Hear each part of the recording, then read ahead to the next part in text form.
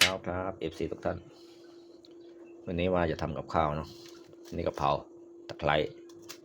พริกกระเทียมอันนี้ก็ปลาช่อนทะเลแห้งอันนี้ก็เส้นหมี่ไม่ไหวก็ประมาณนี้แหละครับเดี๋ยวจะทำกับข้าวครับทำง่ายๆแบบบ้านๆเนาะเดี๋ยวทำการตัดเป็นท่อนๆก่อนเนาะแล้วแช่น้ำไว้ก่อนก่อนจะทำต้องแช่น้ำไว้ก่อนแช่น้ำให้มันอ่อน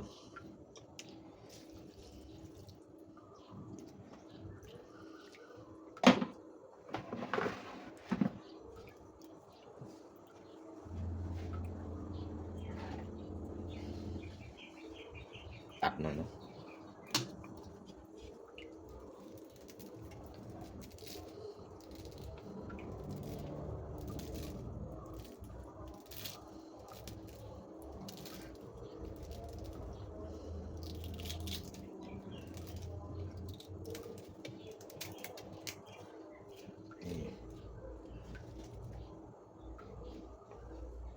ไปตั้งหม้อก่อนเนาะ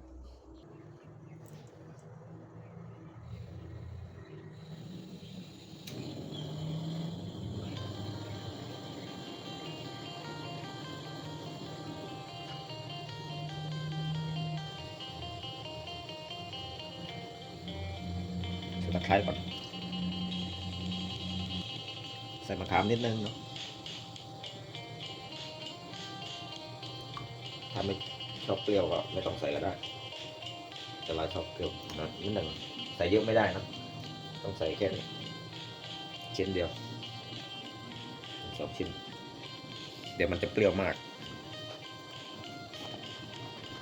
ลดความคาวของปลาช่อนทะเลแห้ง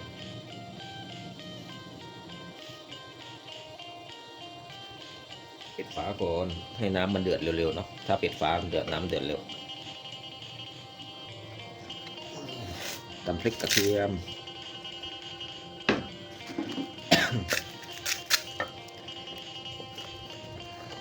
จะเกลือนิดนึงปลาช่อนทะเลแห้งเค็มแล้วไม่ต้องใส่เกลือเยอะ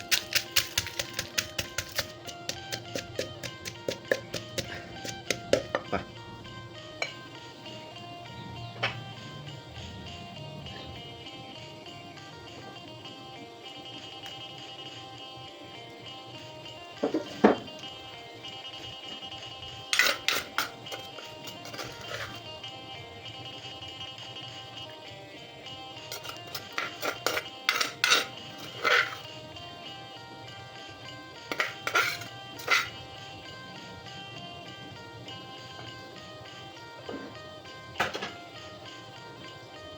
นี่จะพริกเลยพริก5-6 เม็ด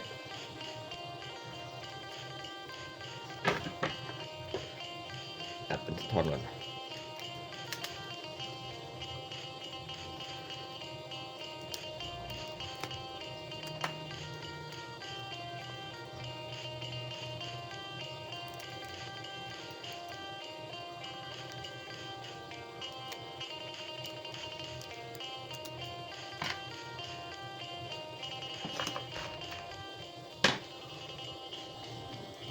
โอ้โหเดือดมากเลยไฟแรงเกินไป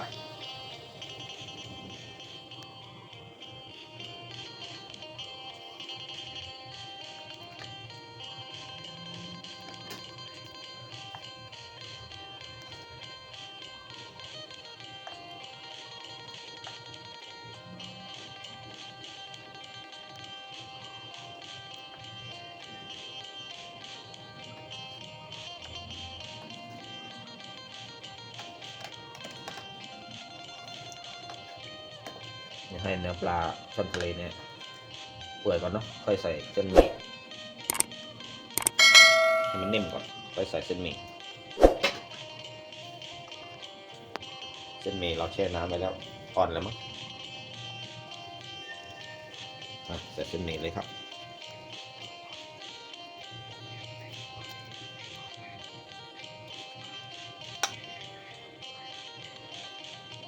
นี่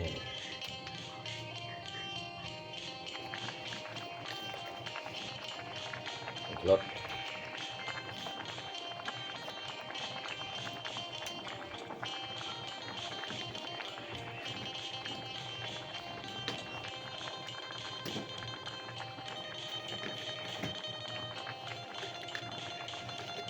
รสดี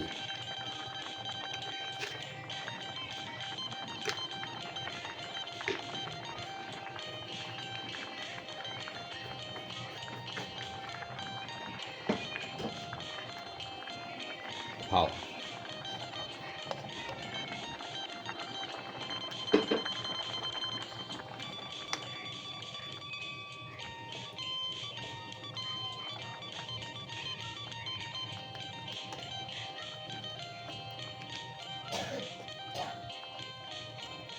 รสชาติมันจะเป็นไงเนาะเดี๋ยวทุกคนจะเค็มหรือจะเปรี้ยวใส่มะขามด้วยถ้าไม่เค็มก็เปรี้ยวถ้าไม่เปรี้ยวก็เค็มแค่นี้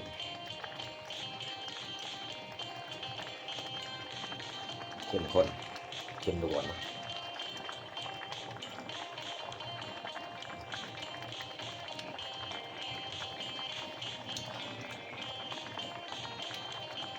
พอดีแซ่บครับเสร็จแล้วใส่ถ้วยเลยเนาะ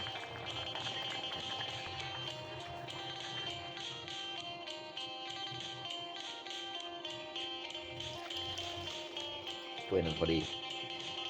นั่นไงกะแล้วว่าพอดี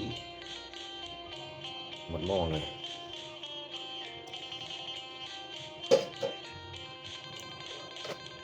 แซ่บครับผมไปกินข้าวครับลองจานหน่อยเนาะลองถ้วยก่อนร้อน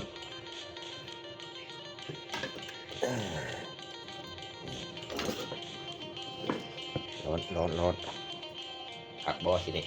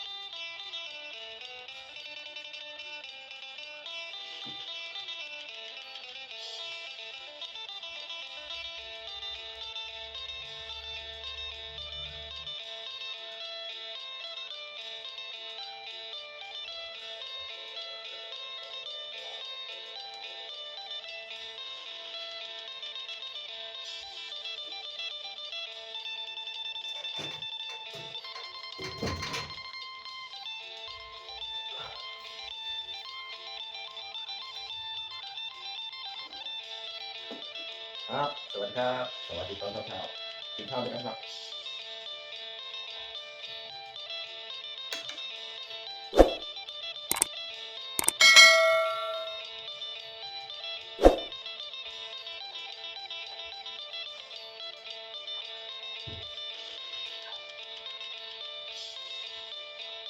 ทอดทะเลใส่เส้นหมี่ทำเป็นเองแบบบ้านง่ายๆเนาะ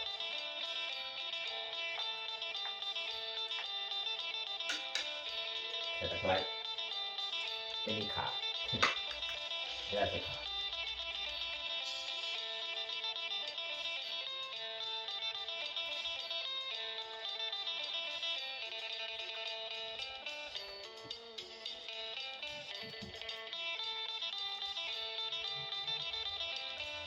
เกือบเปรี้ยวไม่ต้องใส่มะขามเยอะ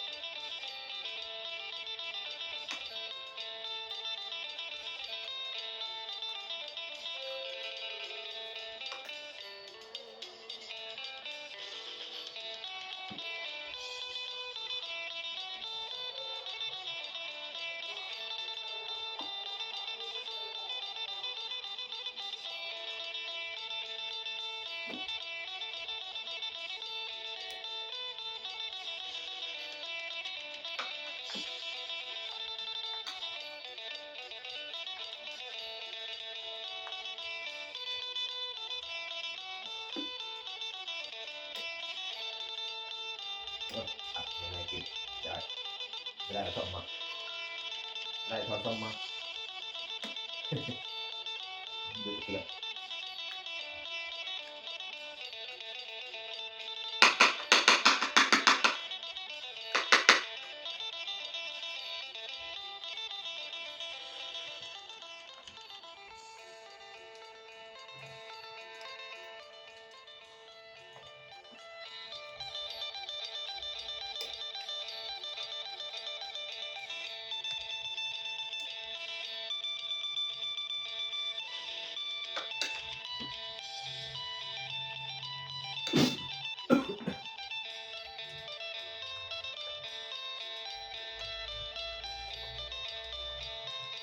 ทีนี้แหละครับขอบคุณทุกท่านที่เข้ามารับชมครับสวัสดีครับ